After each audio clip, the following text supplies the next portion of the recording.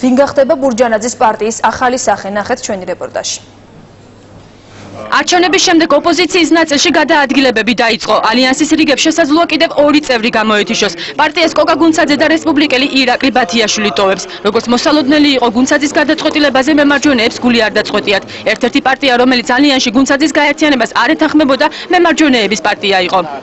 ცხადია, ადამიანები თავიანთი სურვილის მიხედვით შემოდიან პოლიტიკურ პარტიებში ტოვების შემდეგ ჩვენ ვფიქრობთ, რომ ასეთ შემთხვევასთან გვაქვს ადგილი კოკა გუნცაძესთან დაკავშირებითაც. თავად ალიანსის ლიდერი ამბობს, რომ არც გუნცაძეს და არც ბათიაშვილის გაერთიანებისთვის განცხადებით არ მიუმართავს. თუმცა პარტიაში იმასაც აღნიშნავენ, რომ წინასაარჩევნო კამპანიებში ისინი მონაწილეობას არ იღებდნენ.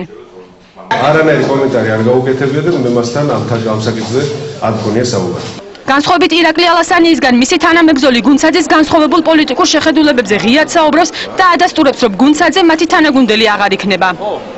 ეს ადამიანი დიდი ხანია არ იყო აქტიური ალიანსის მუშაობაში, იმიტომ რომ სხვანაირად ხედავდა, როგორც ჩანს, სხვა სტრატეგიას და სხვა ამბავს ხედავდა, ცოტა უფრო ეჩქარება რამეები, სააკაშვილის დემონტაჟი და სხვა, ვიდრე ეს შესაძლებელია.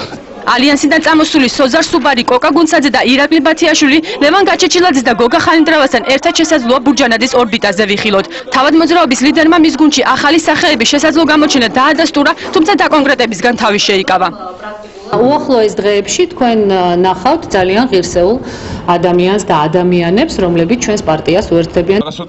ახალ გაერთიანებაზე საუბრობს ხანიდრავაც. დაიცავი საქართველოს წევრი ამბობს, რომ ბურჯანაძე, გაჩეჩილაძე, ოქრუაშვილის გაერთიანების შემთხვევაში პრეზიდენტობის კანდიდატად მხარი ნინო ბურჯანაძეს უნდა დაუჭირონ და ამჯერად კაცებმა ადგილი ქალებს უნდა დაუთმონ. განცხადება ამის შესახებ ხანიდრავამ რადიო პალიტრის ეთერში გააკეთა.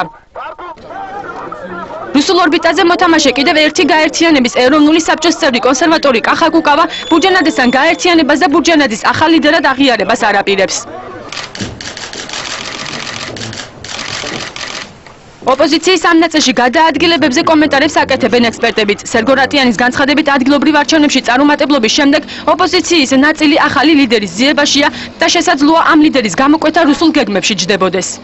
ოპოზიციური სპექტრი არის დაყოფილი, განაწილებული ინტერესთა ჯგუფების შესაბამისად. მათი გაერთიანება ჯერჯერობით არ მომხდარა. მე შეიძლება რომელიღაცა პარტია გაერთიანდა, მაგრამ ტოტალური გაერთიანება არ მომხდარა და მე არ მგონია, რომ ჯერჯერობით ყოველ შემთხვევაში მე ვერ ხედავ ამის პერსპექტივას. ბურჯანაძის გარშემო ძველი ახალი სახეების გამოჩენა სავარაუდოდ უახლოეს დღეებში უნდა ველოდოთ. ისინი არ მალავენ, რომ კონსულტაციები ამ თემებზე ბურჯანაძესთან აქტიურად მიმდინარეობს. მმართველი გუნდიდან წასვლის შემდეგ ბურჯანაძეს ოპოზიციის ერთი ნაწილის ლიდერად გახდომის მეორე შანსი უჩნდება. პირველი შანსი მას აპრილის აქციების წინ ჰქონდა. მოგესალმებით ყველას.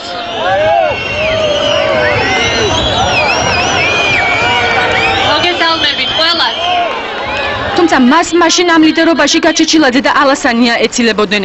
აპრილის წარუმატებელი აქციების შემდეგ ბურჯანაძემ გააქტიურება პუტინთან შეხვედრით სცადა. თუმცა ნოღაიდელის მსგავსად მისთვის პუტინთან აუდიენციები წარუმატებელი აღმოჩნდა. თბილისის მერის არჩევნებზე ალიანსის დამარცხების შემდეგ კი როგორც ჩანს, ბურჯანაძე ახალი პოლიტიკური ორბიტის შექმნა გადაწყვეტა.